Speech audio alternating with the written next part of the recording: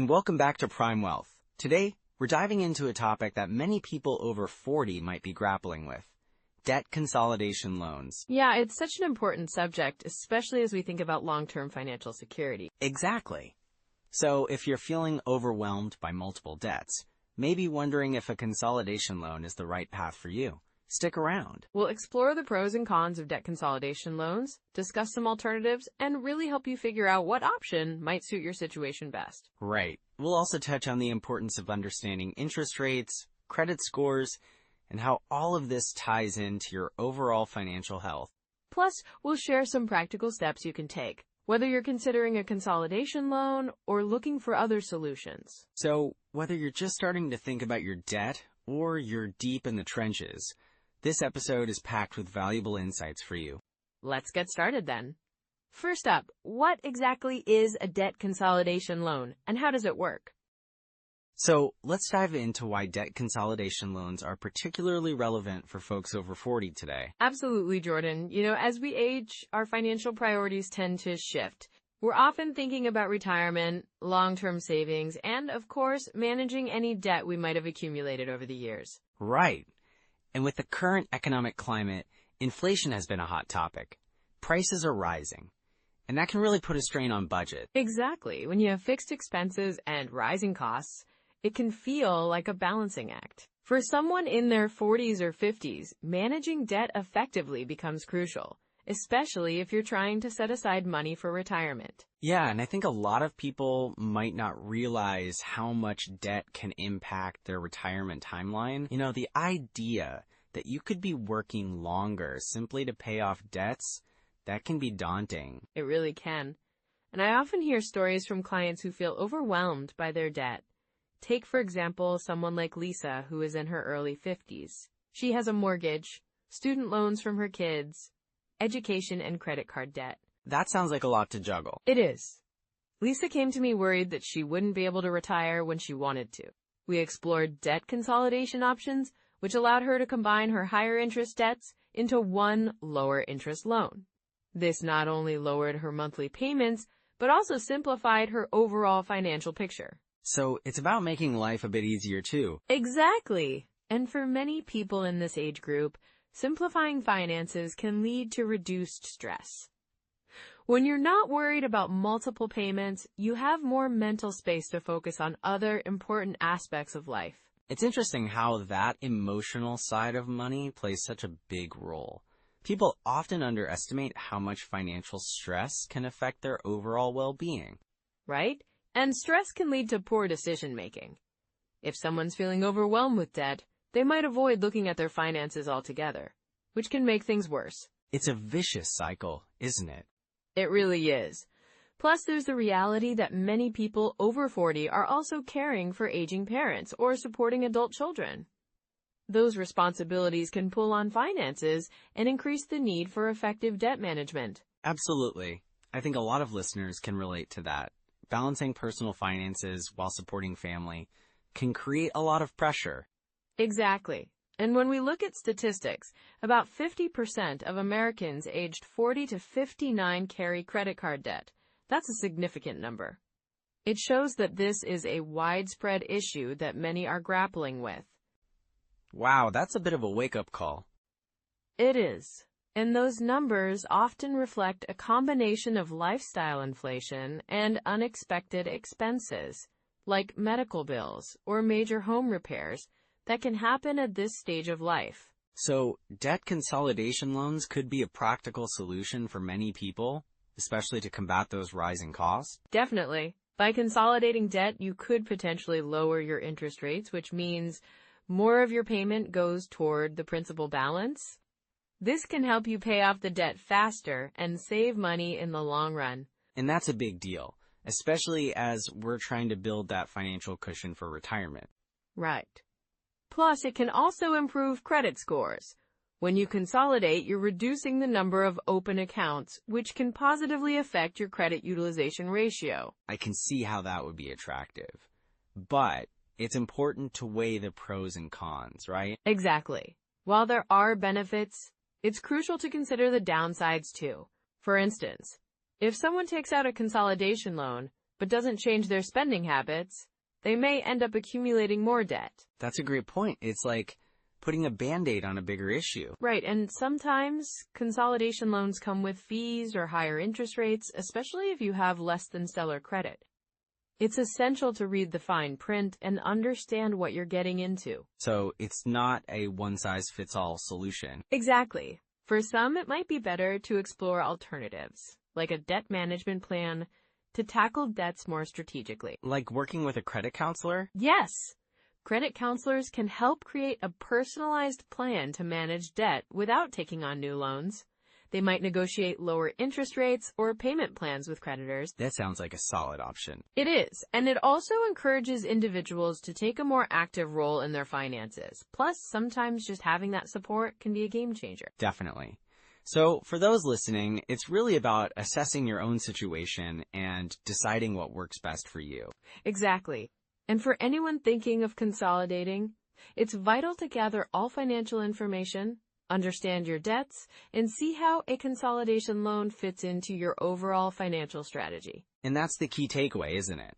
Understanding your options and being proactive. Yes. So if you're over 40 and feeling the pressure of debt, it's time to take a closer look at your options. Now, let's get into some practical strategies that can help you navigate this process effectively. So let's dive into some of those core strategies when it comes to debt consolidation loans. One of the first things to consider is understanding exactly what type of debt you're dealing with. Right, so not all debts are created equal. You've got credit cards, personal loans, maybe even medical bills. Each comes with different interest rates and terms, right? Exactly. And that's why it's crucial to list out all your debts. Write down the balance, interest rate, and monthly payment for each one. This gives you a clear picture of your financial landscape. Yeah, and it helps you see which debts are costing you the most. So what's next after that? After you've got that list, you should explore your options for consolidation.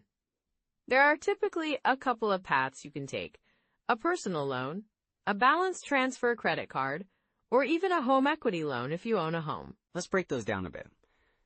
A personal loan, for instance, can offer a fixed interest rate and a set repayment term, which can be really comforting, right? Definitely, and if you qualify for a lower interest rate than your current debts, that can save you money over time. But be mindful. Some personal loans come with fees, so always check for those. And what about balance transfer credit cards? I've heard they can be a good option if you can pay off the balance in time. Right. Balance transfer cards often offer an introductory 0% APR for a certain period, sometimes up to 18 months. If you can pay off your balance within that time, you could save a significant amount in interest. But you'll want to watch for any transfer fees and the interest rate after the intro period expires. That makes sense, and I guess that's where the list you created comes into play again. You can set a goal to pay off that balance before the interest kicks in. Exactly. And then there's the home equity loan option, which can be a bit more complex. It typically has lower interest rates than unsecured loans because it's backed by the equity in your home. But that comes with its own risks, right? If you can't make those payments, you could risk losing your home. Precisely. It's important to be cautious with home equity loans. They can be effective, but only if you have a solid plan in place to repay it. So let's say someone decides to go with a personal loan. What steps should they take to find the right lender? First, shop around. Look at different lenders and compare their interest rates, terms, and fees. Online comparison tools can be really helpful here. And what about credit scores? Do they play a role in this process? Absolutely, your credit score will influence the interest rate you get. So it might be beneficial to check your score before applying. If it's not in great shape, consider taking some time to improve it before seeking a loan. That's a smart approach. And once they've found a good loan, what's the best way to manage the repayments? Setting up automatic payments can be a game changer. It helps avoid missed payments, which can harm your credit score, and also ensures that you're consistently making progress on your debt. Right, and if you can, try to pay more than the minimum each month. Even a little extra can make a big difference in the long run. Exactly. And always make sure to prioritize high-interest debts first. That's a classic debt repayment strategy known as the avalanche method. Oh, I love that. It's like putting your efforts where they matter most. It really is. And then there's the snowball method, where you focus on paying off the smallest debts first. It can be psychologically motivating to see those debts disappear quickly. So whether you pick the avalanche or snowball method, having a clear plan is key. It keeps you motivated and on track. Right, and speaking of motivation, it's helpful to set specific goals, too. Maybe you set a target to be debt-free in 3 years, or to save a certain amount each month. That sounds doable, and having that goal can really help keep you focused, especially when temptations come up. For sure, but let's not forget about the importance of budgeting during this process. Budgeting. It's like the backbone of good financial health, isn't it? Exactly. You want to create a budget that accounts for your new loan payment, along with all your other monthly expenses. A good habit is to track your spending for a month to see where your money is going. That way, you can identify areas to cut back. Yes, and then redirect those savings towards your debt repayment or savings goals. It's amazing how small adjustments can lead to big changes over time. And then there are the tools out there, like budgeting apps, that can help you stay organized. Absolutely.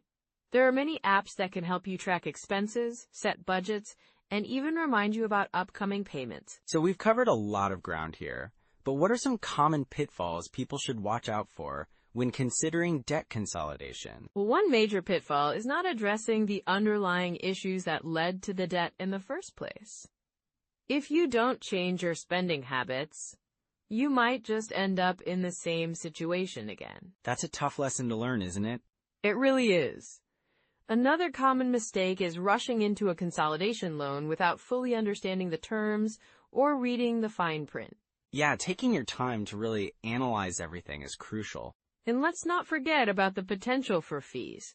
If you're not careful, those can eat into any savings you might gain from lower interest rates. So staying informed and being diligent is key to making consolidation work for you. Exactly, and remember to keep your long-term financial goals in focus. That's what really matters in the end.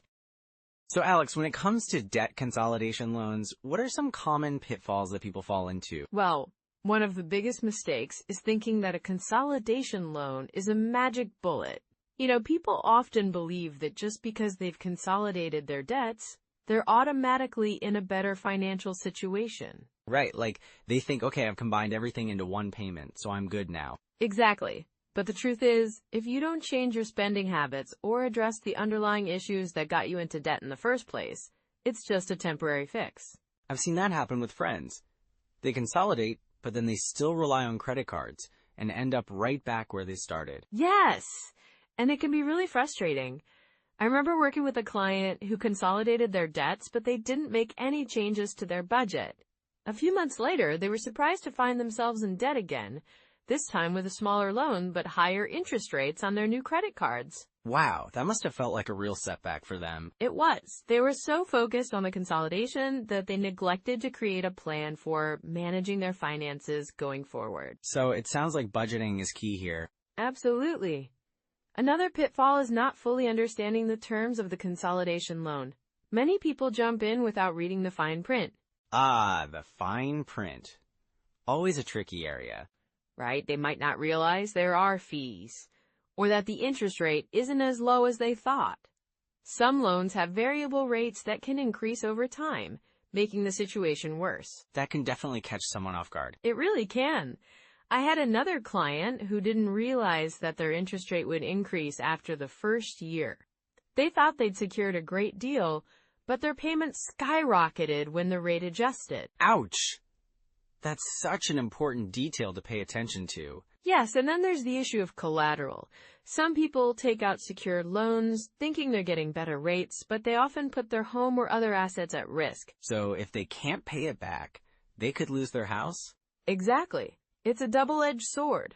A lower interest rate can seem appealing, but if life throws a curveball and they miss payments, they could pay a much higher price. That's a harsh reality. It is. And then there's the emotional aspect. People often feel a sense of relief when they consolidate, thinking they've solved their debt problems. But that can lead to complacency. I guess that makes sense. They might start feeling like they have breathing room and then slip back into old habits. Right. That cycle can be dangerous. It's crucial to stay vigilant and make sure you're sticking to a plan. So what are some signs people should look out for to recognize that they might be heading down a slippery slope? One major sign is if you're relying on credit cards again after consolidation, or if your expenses start creeping up without a corresponding increase in income. That's a big red flag. For sure. Another sign is if you find yourself making late payments or missing payments altogether. It can feel overwhelming, but ignoring it won't help. And I imagine that can lead to even worse credit issues. Yes, exactly. Your credit score takes a hit, and that can affect your ability to secure future loans or get favorable terms. It's like a snowball effect, isn't it? Very much so. And then, there are those who become overly reliant on the consolidation loan itself, thinking it's a solution for all their financial problems, but they continue to accumulate new debts. That's a tough cycle to break. It is. I had a client who took out a consolidation loan, but then started using their credit cards again for everyday purchases. Before long, they were in a worse position than before. So what can people do to avoid these pitfalls? First off, they need a solid budget. Understanding where every dollar goes is essential. That's the foundation, right? Exactly. And they should take the time to read through all loan documents carefully. Understanding the terms can make a huge difference. And maybe even consult a financial advisor? Yes, that can be very beneficial. A professional can help navigate the options and create a personalized plan to manage debt effectively. What about emotional support? That's a great point. Sometimes just having someone to talk with about financial stress can make a big difference. It can really help to have that accountability. So basically, it's about being proactive and not just reactive. Definitely. And if you find yourself slipping back into bad habits, don't be afraid to reassess and make changes. That's key. So those are some immediate steps you can take. Now let's bring everything together. So Alex, now that we've covered the ins and outs of debt consolidation loans, let's dive into some immediate steps our listeners can take if they're considering this option. Absolutely, Jordan. The first thing I'd suggest is to take a good, hard look at your current debts. Make a list of everything you owe, including the interest rates and monthly payments. This gives you a clear picture of your financial landscape. Right, and once you have that list, you can start identifying which debts are the most burdensome. You know, the ones with the highest interest rates or those that are affecting your credit score the most. Exactly. And then, consider your overall financial situation. Ask yourself, how much can you realistically afford to pay each month towards your debt? This is crucial when thinking about a consolidation loan or any other repayment strategy. It really is about finding that balance, isn't it?